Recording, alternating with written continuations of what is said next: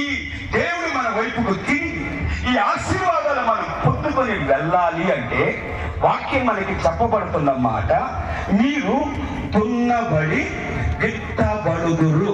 చెబుదాం అందరం హల్లెలూయా, చెబుదాం హల్లెలూయా.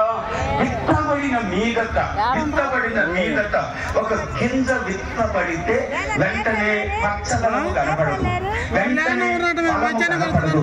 అట్లని ఫలము లేదు, పచ్చదనము లేదు, విస్తరణ లేదు, అభివృద్ధి లేదు అని అనుకోనక్కరలేదు.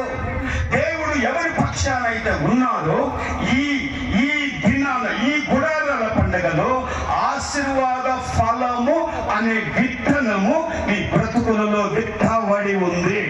చెబుదాం హల్లెలూయా. తగిన కాలమున ఆ ఫలము యొక్క పంట మీ కుటుంబము రీతిగా మీ వ్యక్తిగత జీవితాలలో మీరు అనుభవించుదురుగాక.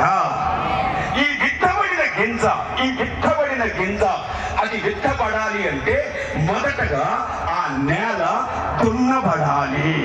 చెబుదాం హల్లెలూయా. నేల దున్నబడాలి.